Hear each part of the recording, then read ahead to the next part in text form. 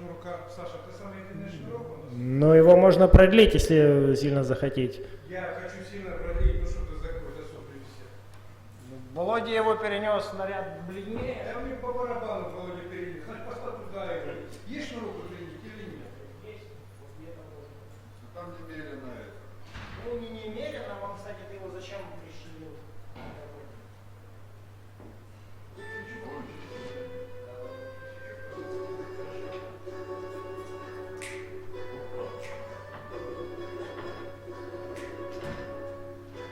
Саша, в этом зале 5 лет.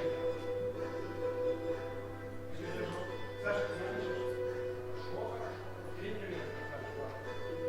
Потому что я думал, что будет первое не было.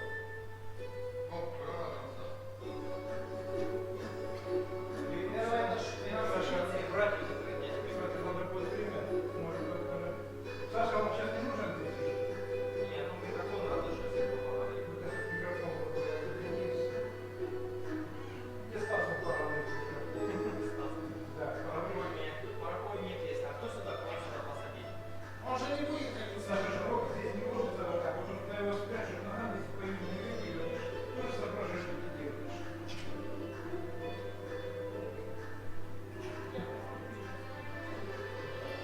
Вот так. Вот как-то так.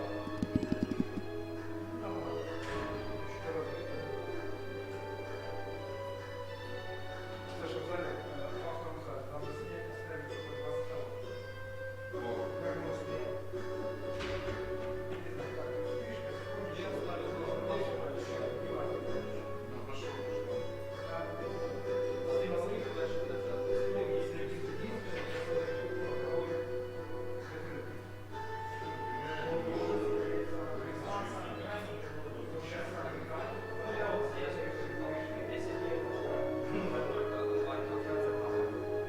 Если мы успеем дальше, то это завтрашний урок, Саша.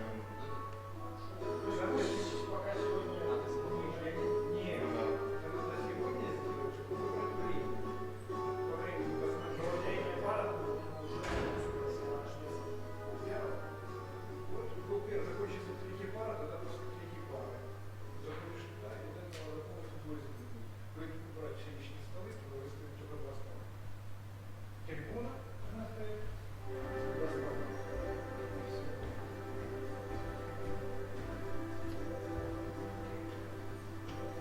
все-таки не миновать. Потом, наверное, сдашь его, и не знаю, как быть с ним.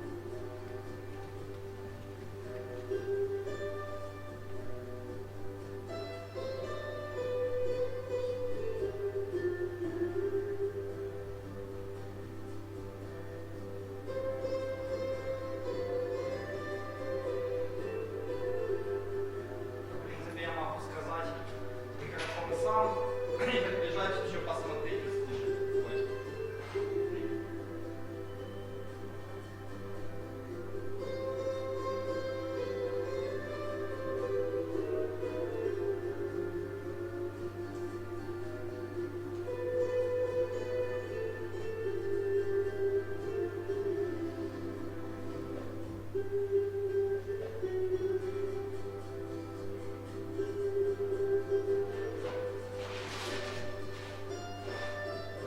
Сейчас, наверное, так и сделаю.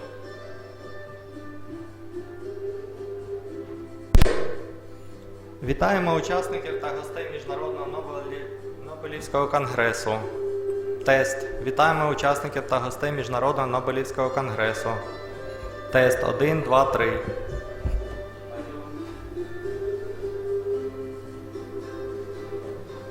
Тик-ток микрофон уже говорит. Но тоже подключится.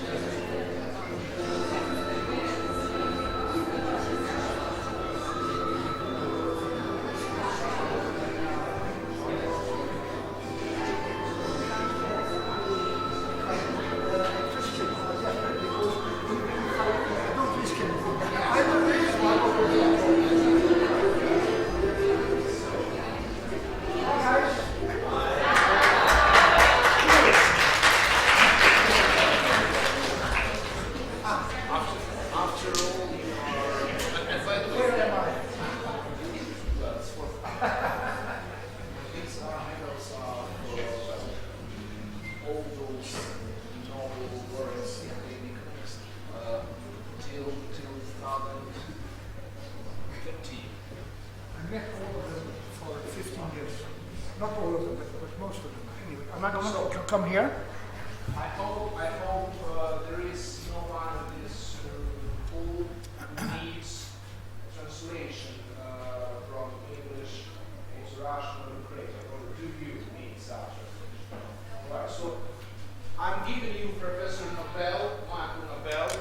He is direct descendant of one of three Nobel brothers, Ludwig Nobel. He's honorary guest of our Congress, and of course this Anatoly Zadoev, professor and the head of the Academic Council of our university and the head of the chair of International Economics and Economic Theory.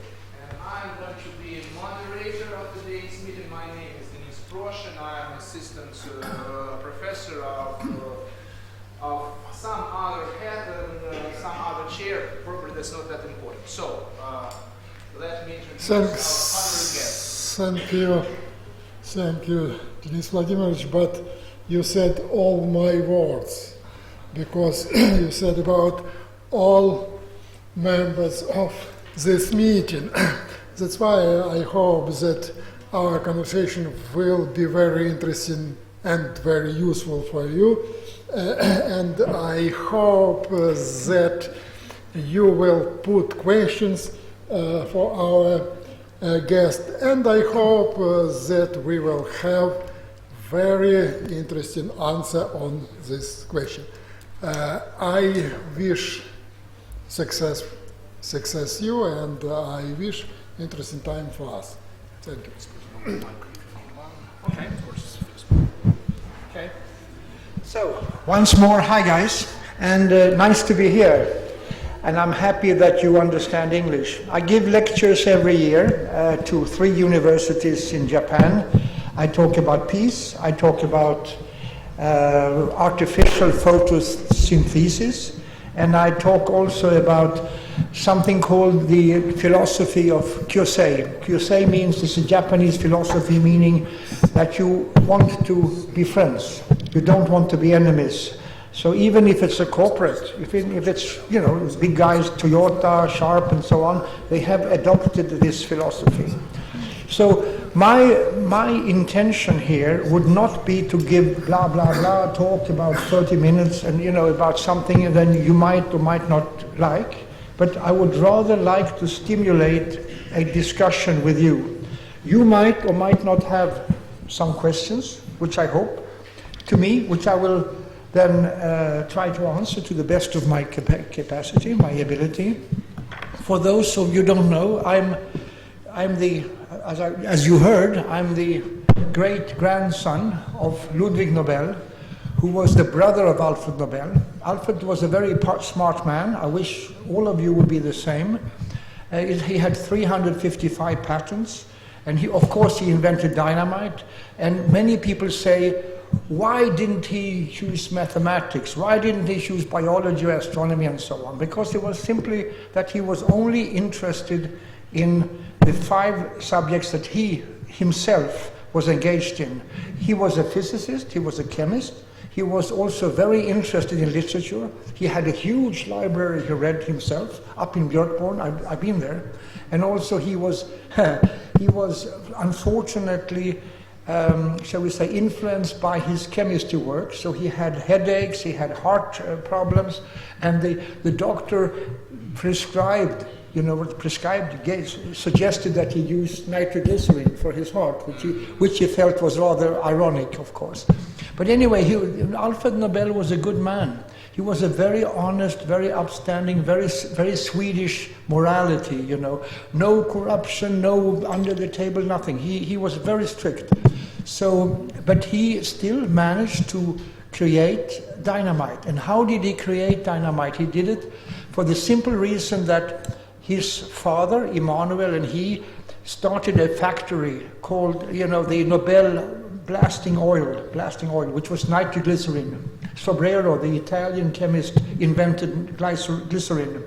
But the glycerin was a very dangerous substance, very dangerous. You shook it like that, boom, and you heated it, boom. Every little thing, you had to be very careful with the nitroglycerin. So they had a factory in Stockholm, And with the security conditions of that particular factory was very bad, very bad. So there's even a story that the workers, when they had these wheelbarrows that were lined, the wheels were lined with iron, that when you ran it on the floors, you could boom, boom, boom, small explosions from the drops of nitroglycerin who had been dropped. There was no security. There was no. So you can imagine what would happen sooner or later. Big explosion. His younger brother Emil was killed, and that led him and his father Emanuel never recuperated.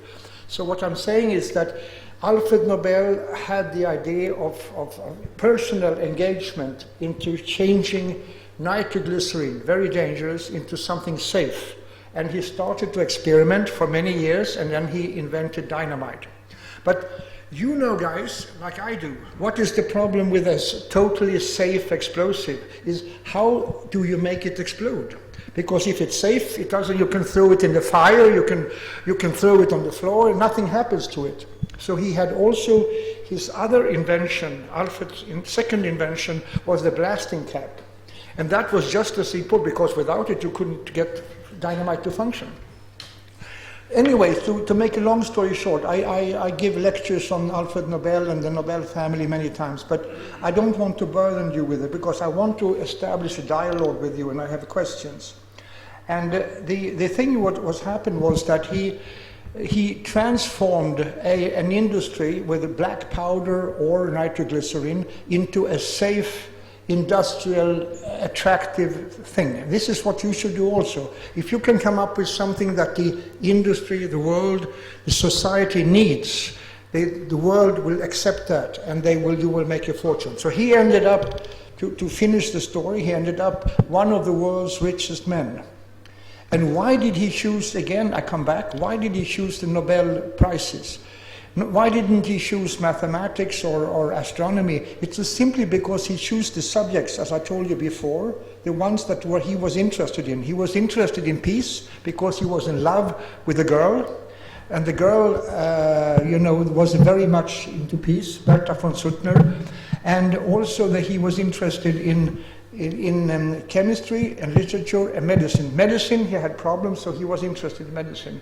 But he was not interested in economics, unfortunately, because he became one of the richest men of the world without having anything, he didn't really work hard. He worked very, very hard on it.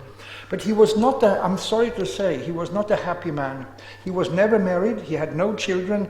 He was only afraid of one thing, is to end up dying all by himself alone, only surrounded by his servants. And this is what happened in the Mio Neo, in his home in San Remo, where I've been to. And so he died all alone, one of the richest men in the world, with 355 patents in everything. He was a very, very clever man, but he ended up all by himself, and no family, no nothing.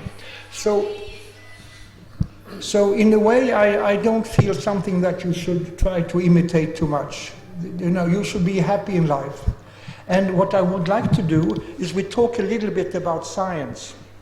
Now the science is terrible or very good.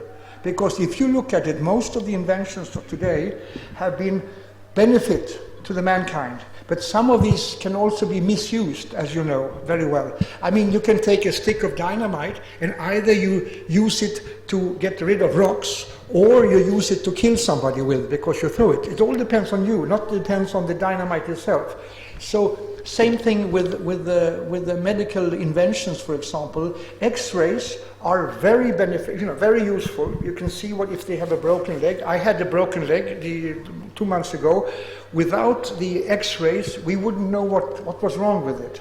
On the other hand, you have too many X-rays, you die from overexposure. So anything can be either good or bad. Same thing that Alfred Nobel, he wanted, as we heard today, to create a weapon so dangerous that no other nation could use it against another one without being, he would like to give this, I would call it almost a terror balance, the mutually assured destruction to every nation on earth. And that is for Ukraine, it's an interesting concept. If every nation has the capacity to kill the other or to devastate or destroy the other nation, it's going to be difficult for somebody to attack somebody, obviously. But he never did, but he was into arms most of his life. And I would say that whether this is good or bad, construction of arms is not what I like to see science to be used for. I'm into medicine, I'm into medical. I was part of the member of the group that invented MRI, magnetic resonance imaging, or magnetic resonance scanners. 3 Nobel Prizes, Purcell and Bloch, 52, and then Lauterberg and Worthington and so on. All of them have ended up in Nobel Prizes. So sometimes Nobel Prizes is what interests people, and I would like to answer questions you might have when it comes to Nobel Prizes. I was chairman for the family, and I therefore represented the family, and I met all the Nobel Prize winners, actually a number of them here, except for the peace. I went a couple of times to Oslo. And I must say, these are very nice men, or women, very nice, because they are exceedingly knowledgeable, obviously, but they are also very humble. They're not prestigious in any way. I'm really pleased that the Nobel Prize winners that I have met are usually quite modest people. And they are willing to accept to be pushed here and there and so on, to come and give little speeches like myself. And it's fine. I think that the world needs prizes. There are hundreds of prizes around the world. I don't know how many of you knew that. There is Nobel Prize all the way up on top, and then you have for medicine, you have Lasker Prize, and you have the Fields Medal in mathematics and so on that are on the second level, and then you have hundreds and hundreds of prizes. So what do you have to do? This is important. What you have to do to become famous in prizes is that it has to do with reputation. The reputation or the selection of a prize is very, very important. Because the prize, lots of money doesn't mean anything. And you have a typical example of the Master Prize of Abu Dhabi. They asked me to come and organize it. I said, no, never. Because why? Anybody can propose, so you end up with hundreds or even thousands of proposals. And then, they say, we're going to be more important than the Nobel Prize because we're going to give $1.5 million instead of $1 million. It doesn't matter. Reputation and selection is what counts. So my interest besides peace is I'm the chairman of something called the Nobel Sustainability Award, or the Sustainability Foundation in Switzerland. And what we will do, we got the money yesterday, yes. So the money will be used to organize an award and a conference and so on. And I would like to see Ukraine to be part of the, shall we call it the family or the association that will decide who will get the prize for next year or in 2 years. 2 years eventually. So this is just a little brief summary of what I would like to talk about, and I would really like, I know it's not easy for you. You sit there and you're very comfortable and you listen, blah, blah, blah, blah, he talks. But if you could be so kind to raise a question, I'll do my very best to answer it. Because this is how we do it in Japan. Normally you submit the questions to me, I come and I try to answer it. And I want to establish a dialogue with you, not to talk forever about this. So, okay? Is there anyone to have any questions about Nobel family, myself, the Nobel Prizes? I see a good man over there. Good, thank you. Shall we try to give him a microphone? Okay, thanks. That's the reason I'm here. Good exercise for you, and and I think I have much of exercise these days. excellent. Yes. I want all of you guys, really, honestly, think you must have some questions what you would like to talk about, and I'd be very happy to engage in such a talk if you can. Just one question. You don't need many. Do you hear me? Yeah. So my question is, do you think that your success is the part of your family? So do you think that your last name helped you to reach success? That's a very good, very good. And unfortunately, I have to admit, yes, because I wish I could be, shall we say, succeed without the name, but it's clear that the name has been, you're absolutely right, the name has been tremendously helpful. Because automatically, you know, I'm a professor, and then I get honorary degrees, and it's a self-perpetuating, because you get known, and then little by little you get more known as well. So absolutely, unfortunately, yes. I wish it wasn't like that, but that's true, it helps me. But on the other hand, you don't need a name to be successful. Absolutely true. I mean, Steve Jobs was very successful, but Jobs is not a name like Nobel. So you do it on your own, and I want you to think about advancing on your own after your studies here, what to do with your life. Not to make a lot of money necessarily, to buy more things. I don't do that. But the less you are interested in success, in commercial success, the more money comes in. I'm absolutely convinced. The less interested I am in money, the more the people become interested in me. But yes, name. Mr. Nobel, tell me please, everybody knows that your talk very interesting, but can we read your words, like maybe did you try your hand in literature? I'm not sure I got that question. What is the question again? Have you written maybe any poems or something like this? Any poems by you? Yeah. Poems by me? Yeah. By me?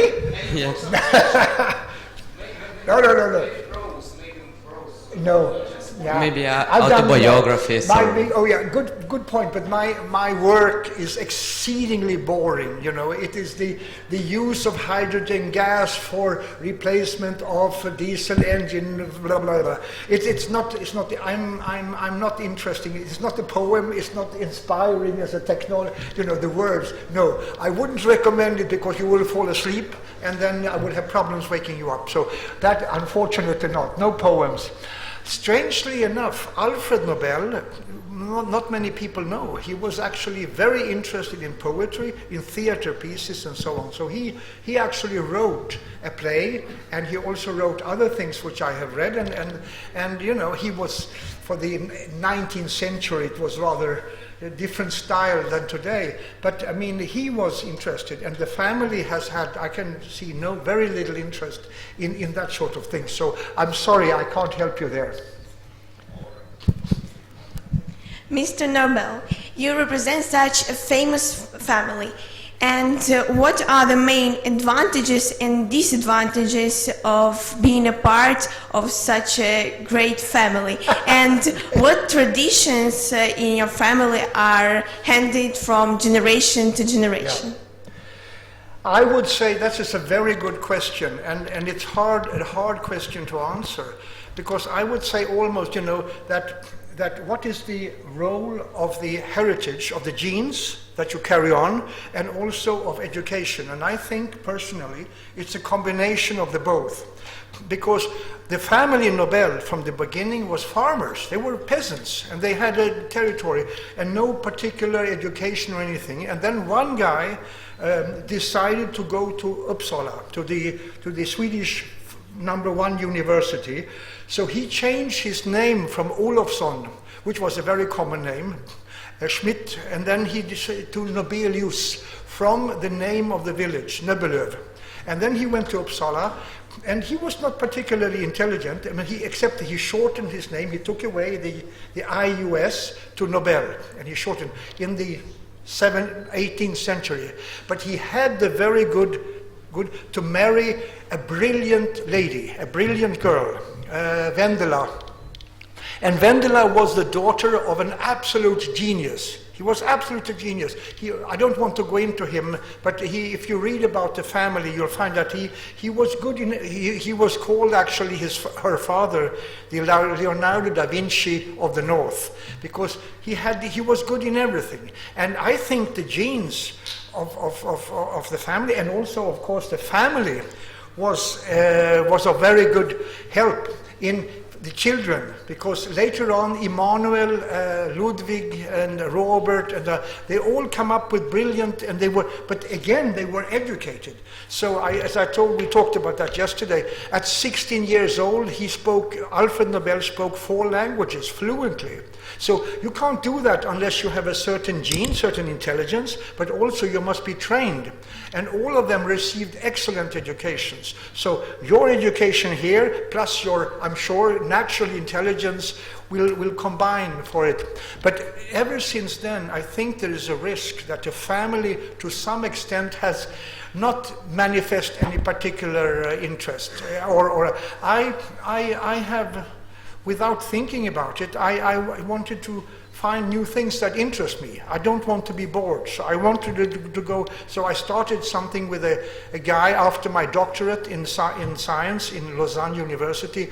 I said, what shall I do with my life? And then a friend of mine came to me and said, oh, there is this crazy professor in Downstate University in Long Island who comes up with the idea of curing cancer. Cancer is cool, let's do that. So I went over, and for 26 years I worked in the magnetic resonance imaging. So there it turned out to be a success. Everybody said, no, you're crazy. Why do you, how do you say, spend your time or lose your time doing this? So yeah, how you waste your time of standing here. So sometimes you are faced with a decision of where to go in your life. Now I have because first thing, educate. Very, very, very important. It's getting increasingly difficult and increasingly necessary to have a good education if you want to go on. The first thing people will look at, what have you done? What's your background? And so on. So I think all of you are here, and thank you for coming, by the way. Then I think that what you should do is get this degree in education, and then you must decide which way you want to go. So I decided like this. It goes this way or that way. I sit on eight company boards today in very sophisticated cancer research clinics and so on. Why? Because I think I want to look back and say, hey, I tried to do something in medicine. I like to say, you know, I just didn't make money. I can and I will, and I am able to make a lot of money, but that is not the issue. The issue is doing something that you really feel comfortable about, I think. So that's, but the Nobel family has not shown itself to be very, shall we say, prominent in research or anything like that. We have a couple of them, doctors, but they haven't made anything in our own. I'd like. There's one guy here. Okay, just a minute. I'd like to ask a question to our young audience. Do you know who was the first one to win the Nobel Prize in physics? The first, 1901, the first Nobel Prize in physics. Who was he? It was Röntgen, the guy who invented X-rays or founded them or discovered them. So next time you unfortunately enter the X-ray cabin, remember it was the result of the efforts of Nobel Prize winner. Thank you. Mr. Nobel, I would want to ask, do you feel you've reached your self-actualization, that you've done everything, which if you look back, you've achieved everything and you don't have to move forward anymore? Like, reached the top of the self-actualization? Please, excuse me, can you say again? Have you realized everything you had dreamt of? Did you reach the self-confidence? That's an interesting question. This is exactly what I'm talking about. Exactly that. I'm 76 years old, and looking back, I have a number of academic degrees. I have a number of positions in the world. I go around, travel around the world and so on. Many people say, wow, this is cool. No, only if you say, looking back, this is a very good point, because that is exactly what I want all of you to do. Absolutely. When you have gone on, you say, what shall I do, or what have I done with my life? And you have only one life. And I talked about that yesterday. Unless you believe in reincarnation, that when you die you have a new life in the Buddhist type of sense, this is it, man. This is what you're going to have. So better use it well. And If you're looking back, this is exactly what I would like to see. Hey, I think I've realized most of my goals. I tried in my small way to do a little bit better in life, or to do a little work in peace and so on. I didn't make much money, or I do a little bit of research. I didn't make much money. Many people say, I want to make a lot of money. That's bullshit. This really is. Because when you make a lot of money, you know, very soon, I met a guy, I have to tell you, excuse me, I have a guy in Houston, and you know what he did? He came up with the idea of micro purchases and sales of shares. Very smart. What happens is that the computer buys 100,000 shares and sells it a couple of microseconds later. In the meantime, it's gone up with very little, and he became a billionaire. And he says, Dr. Nobel, I have 19 cars. Most of them Rolls Royces and Ferraris. And I said, And I have a home which is 3,000 square meters, including a Egyptian mummy, which is true, and it's like a museum. But his wife and his children had left him. So he had all the money in the world, but I didn't think he was very happy with life. And I met a lot of people, and these are famous, shall we call it, artists and so on, and film stars in Hollywood. I lived in Hollywood, in Los Angeles for a while, and I don't think they're very happy, frankly. So what I'm saying again is, if you look back, you should look back and say, Jesus, I had fun, I had it pretty cool, people like me, because this is important, not like Alfred Nobel, he was well liked, but he was all living by himself. Be sociable, be happy with yourself, and do something good for humanity.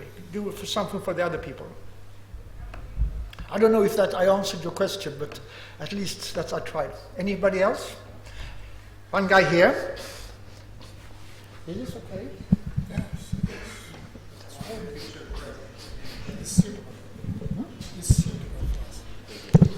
I have a question. I realized there are Nobel Prizes for literature, physics, and everything. But I'm wondering, why isn't there a Nobel Prize for arts? Why? Arts, on the other hand, is a very big subject. Any particular part of the art? Arts can be, diverse, obviously, because there's arts and literature and everything. But I mean art in the sense of graphical arts, art you can actually see and everything, unlike literature, which is quite bothersome because there's a Nobel Prize for literature, but there isn't any Nobel Prize for art, so it's kind of confusing. Why not? You know? Yeah, it's a good question. I would only say that don't forget that Alfred Nobel made his will in 1896. This is a fair long time ago, right? Right, guys? So the thing is that at that time he was not interested in art. I have been to his homes in San Remo, in Björkborn in Sweden, and there's no art. I mean, he had very simple taste. He liked literature. He read. So he was sitting there with one of the biggest fortune of the time, and his family was richer than he was, his brothers, having the Nobel oil. And what do you do with the money? Well, you select a couple of subjects that is interest to you. And I don't think that he was very much interested in art. Frankly, I've never seen anywhere that he had showed any art. So many people have come to the Nobel Foundation and says, hey, let's do a new prize, biology or mathematics and so on. No, you can't change a winning concept. If the concept is good, you shouldn't change it. Because then where do you stop? You add what? Biology, astronomy, computer science, art. They're all worthy subjects, but they are not something that we should change, because part of the fame of the Nobel Prizes lies in the fact that nothing very much changes. Fundamental. He wants fundamental things. Otherwise, you risk becoming, inflation in prices. Oh, we add another one, and where do you stop? Even, I'm sorry to say, I know this is not very popular, but I'm saying this, even the Prizes Economics is a copy of the Nobel Prizes. But it has over time become a Nobel Prize in Economics, but it has to stop there. And one final thing is I wanted to do a prize for environment. This is, I think, is very important because we have a lot of problems with the atmosphere and the pollution, you know, the CO2 emissions, global warming, and so on. And I wanted to give a prize, but we have to have an understanding with the Nobel Foundation that we don't want a seventh Nobel Prize or an eighth Nobel Prize. We have to keep them separate. There is one more reason for not being, for not existing any prizes for arts. You see, when you read a novel, it's voluminous, it says lots of things about how to live, you know, Tolstoy, Dostoevsky, or Thomas Mann, or something like that. When you see, there's a sculpture or a painting, well, there could be some idea, but Nobel was interested in making humanity better, and from this point of view, literature, of course, is the number one tool, okay? Not painting, not a symphony, or something like that. Okay.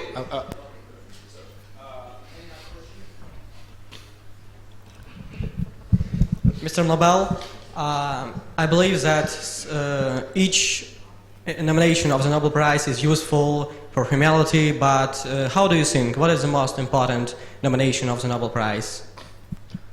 Am I hearing you? Is it the most important of the inventions? Yes. No, there's none. There's 700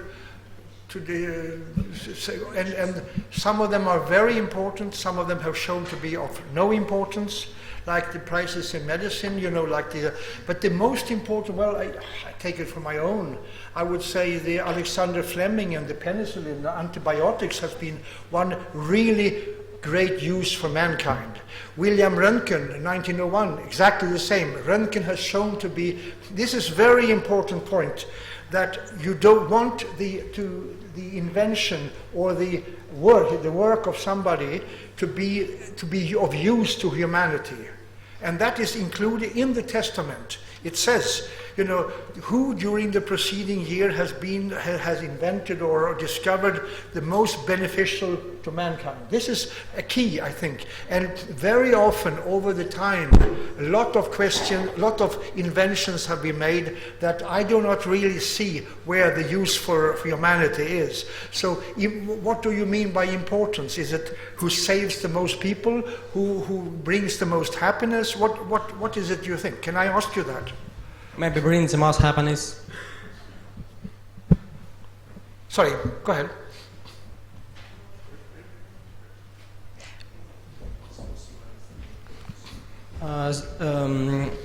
I think it can be the most important for humanity. It can bring something new in science or in medicine.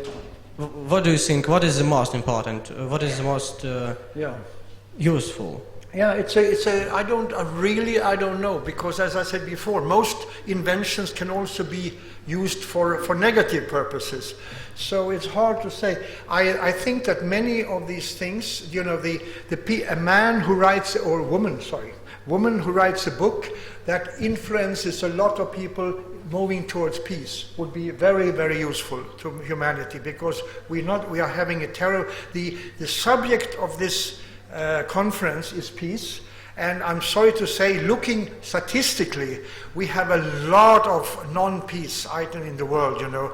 The cost of arms, the cost of wars, the cost of violence are horrendous. Hundreds of millions, if not billions of dollars costing the humanity. So I would say peace, where you can really show that there is a peace, not giving the prize to the European community or to what is her name is, Mother Teresa. I mean, this is great, but I mean, you want something that can actually have an effect.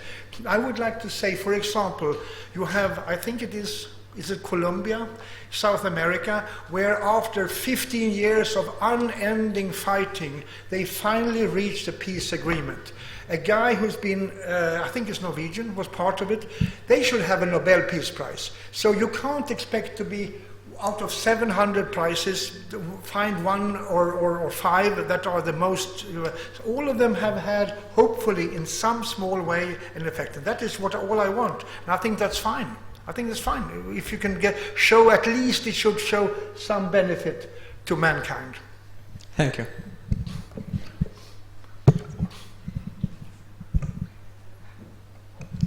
Well, you are the famous scientist, and I'd like to know what influenced your choice of profession? Profession as a scientist or the field of science? Well, this is, you know what I did? I can tell you what I did. I was making very good money as a director of communications for a finance company, an American finance company in Brussels. And I had a wife who was very happy to be there, and so on. And I said, I don't want to be here. I think this is shitty. Why should I try to sell shares or bonds or obligations? I don't want to do this any longer. I want to go because for some reason I got this feeling. So I said, let's go to Switzerland. And my wife said, are you crazy? What are we going to do in Switzerland? I said, I will start working in the university because for some reason I felt this is the way to go. And I said, what can I do? Well, we start with mass communication. Mass communication, very important because communication can influence people. And I want to influence people. So I said, I will start to work as a psychosociologist, sort of a psychologist for drug addicts, young 15, 16, 17-year-old at the Free Center for Drug Addicts, really making no money at all and making my wife very unhappy. But I was content because I could find to some little way I could help people. And let me tell you, drug addiction is not a very easy thing to get out of. So we had everything, you know, the Lausanne University or the Lausanne authorities, public health, didn't know what to do. What can we do with these, you know, the people returning from Kathmandu, they're smoking pot and, you know, oh, pot, they will die. You know, everybody's drinking alcohol, no problem. So I said, we have to do something, and we started to work in this drug rehabilitation clinic. As a, you know, as a research, it was nothing. So what I'm saying is, but I was very content, and then I decided, I went on, and then I did my PhD on it, and I started to work in the Institute for Social and Preventive Medicine. I went to UNESCO, I went on to UNI. So it a little bit has to do how motivated you are. But if you do, I didn't make any money, but I was very, very pleased with myself. And this is a little bit how it started, the academic career of myself.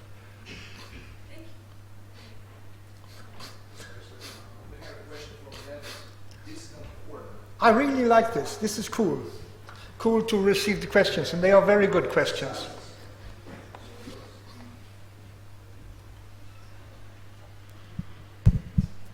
Well, you said that you're the great grandson of Alfred Nobel, yeah?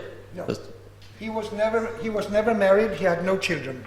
We all come from his two brothers. Oh, yeah. So, well, I guess we still can say that you're the descendant of the man who, so to say, gave birth to one of the most prestigious awards in science. If you want, but I'm not sure that I.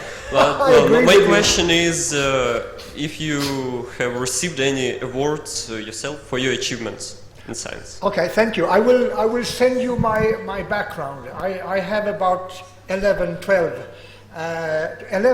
honorary professorships were given to me by universities. I have, I would say, about 10 what I consider awards given to me by various organizations around the world. They mean nothing because very soon it's like money.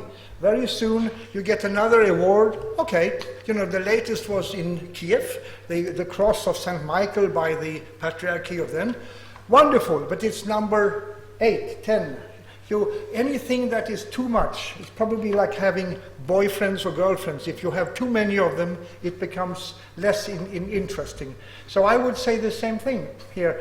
How many of these were given to me because my name is Nobel, and how many of them are given because I really did something? I don't know.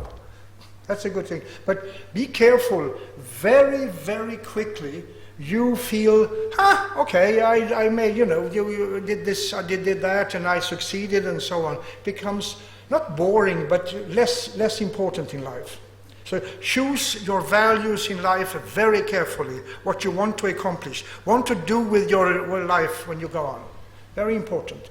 I don't know if I answer your questions, but the family name has of course helped me. That would be foolish to say, but I would like to think I could have in some way succeeded without my name. Maybe, hopefully. Yeah, my question is, I want to understand how you deal with your challenges if you're a professor in science field, because we should understand the fact that there's challenges all over. So I want to know how you deal with them and how your reaction to the challenges, and I want to know exactly what kind of challenges you faced during your time. Thank you. It's a big question and would require a complicated and complex and long answer. I can only say that maybe I'm fortunate. Maybe I'm being a Swede, so I don't come from one of these refugee camps in northern Africa. I have a name which is universally respected. I have a certain background, so all of these things help up. How do you overcome the challenges? I don't know. I just know that if you are persistent, if you feel, hey man, this is what I want to do, or I want to pursue this education, you have an excellent university here, and you get a degree from this university, and you build up, but give it some thought. That's all I ask you. Give it some thought. Sit back and say, hey, how can I succeed with my personal life? I think that is more important than making a lot of, I'll make a high grade, I go into banking. Many people today, especially in Japan where I teach, they say, oh, we want to, make money. We want to be successful. Yeah, but successful is making money. That is not the challenge. What is the challenge? It's up to you to do it. Name-wise, you might not be able to, but you have an excellent chance in this university to come out with a good degree, and then if you want, you go after an MBA. Normally, I went on to a PhD. That's not necessarily necessary unless you want to go into academics. But if you do MBA, usually doesn't matter where you come from, what your race is, your language is, your culture is, and so on. You can get a good job. Anyway, if that's what you want. But choose something that you are really like to do, that you are motivated on.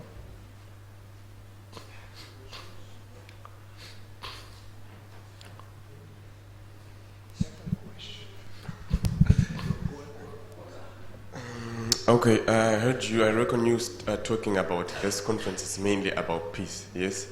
Is the Nobel Peace Prize by any way connected to the United Nations?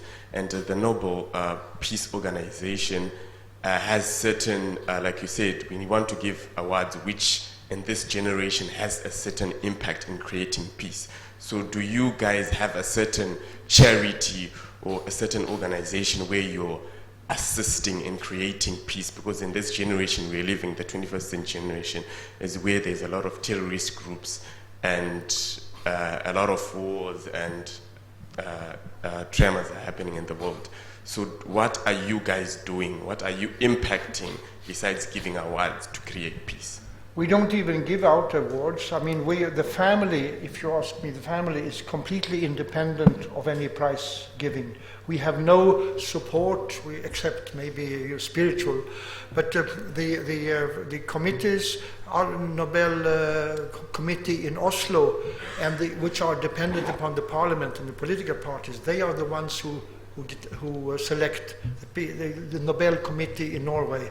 We have nothing to do with it, and we do not support them except a grudging sort of, yeah, okay, there was another stupid candidate this year, okay. But this we don't do.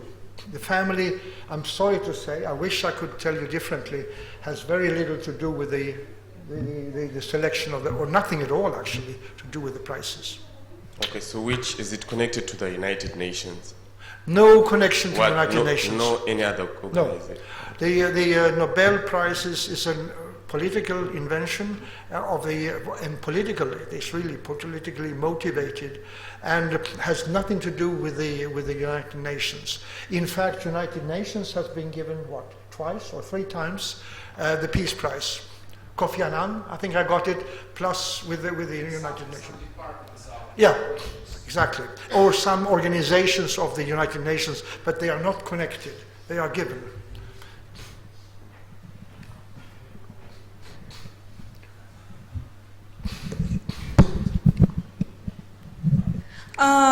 Why have you chosen Japan for teaching, and from your point of view, what are the most democratic countries in the world? Can you say again? I wasn't sure. Can you say again? Are the most democratic? Democratic? Yes. Countries? Yes. Huh. And why did you choose Japan for teaching?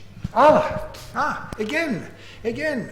It's a pure, I was asked to come. Things happen in life, and I wasn't choosing, I have to go to Japan and start teaching. So I went to Japan, and there was a Mikaelem Nobel Alternative Energy Conference organized by the Japanese. I was professor at the Tokyo Institute of Technology for 5 years. So they, would you like to come? Okay, I come. So I went there, and then little by little, other universities say, hey, this is pretty cool, well, let's invite him, and then it grows. So I was purely by accident. I had no selection of my own to get there. And Japan is I would warmly recommend you all to go there, because it's a different country, a different culture, and a different philosophy in life. I like it, actually, to be there. If I didn't like it, I wouldn't be there. But I didn't choose it as a way of life. It just ended up that way. I think this young lady over there wants to...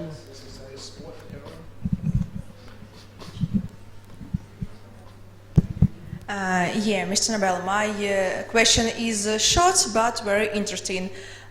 Do you like to be famous? Do I like to be famous? Yes. I love it. Why? Yeah. Why do I like to be famous? Probably because it has to do with respect and recognition. Dr. Nobel, you are a rock star. Oh, you're cool. And the girls line up to take their photos with me. That is the key. I will take photos. Yeah. No, seriously, I think that it is not something that I like it, but it has grown by itself. It has grown by the fact that you don't try to chase it. Don't chase anything in life. It has a tendency, like a boyfriend. If you chase a boyfriend, he has a tendency to run away. I'm talking here. And the same thing with fame or with professions or anything you do. Don't work too hard on focusing on it. It will come to you. It comes to you if you are reasonable. And I like being, in the sense that I'm recognized. Everybody, this is part of the thing that has not a monetary value necessarily, the recognition. So Mikaelem Nobel, because I like to believe that I had something to do with myself. Not only because of the name. The name is not enough. There are, I would say, several hundred Nobels living in Stockholm which have done nothing with their lives, and they carry the name, but they live very discreetly and so on.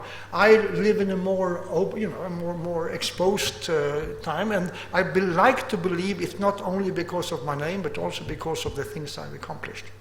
So, is it good? Yeah, there's a lady here, I think.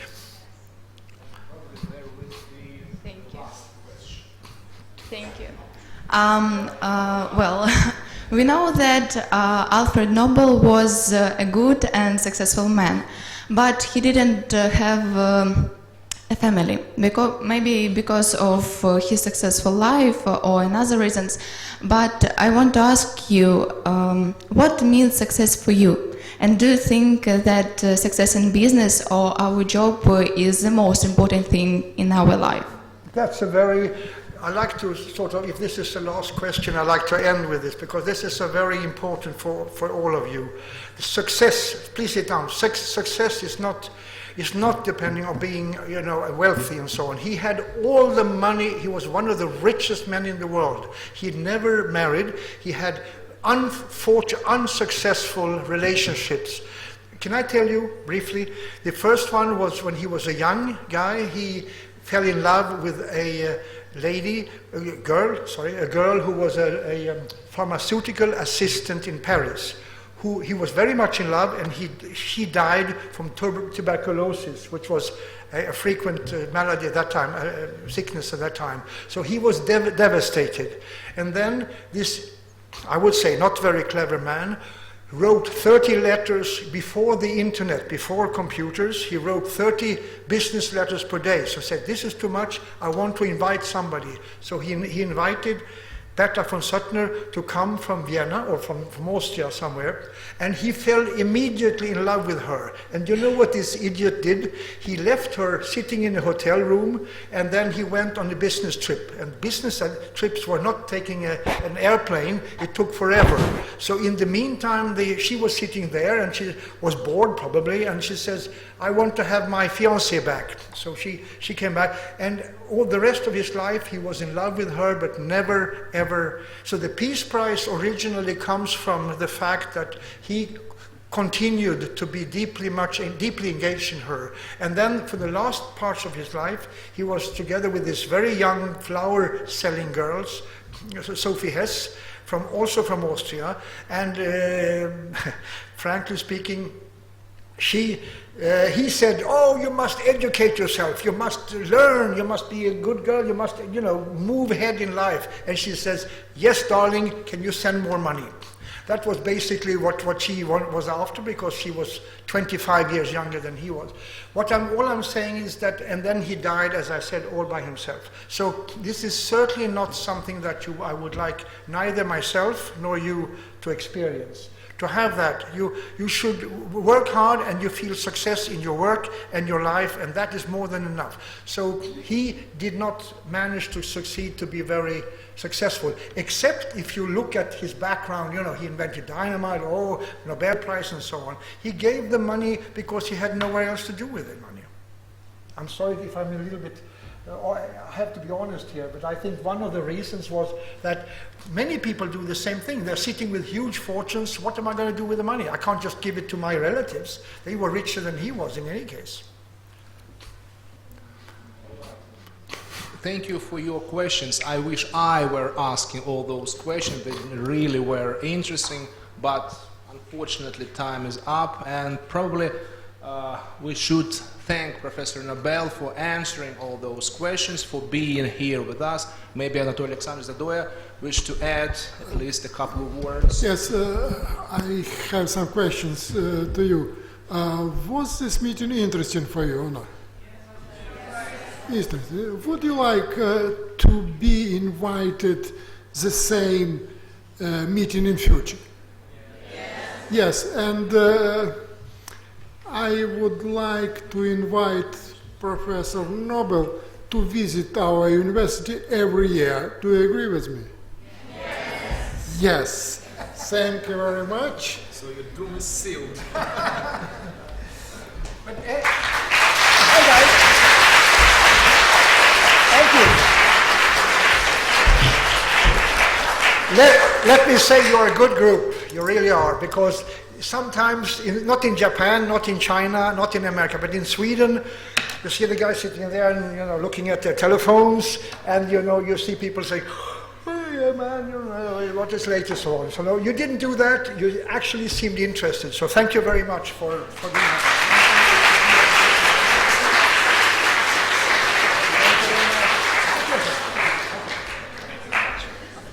I thought that we were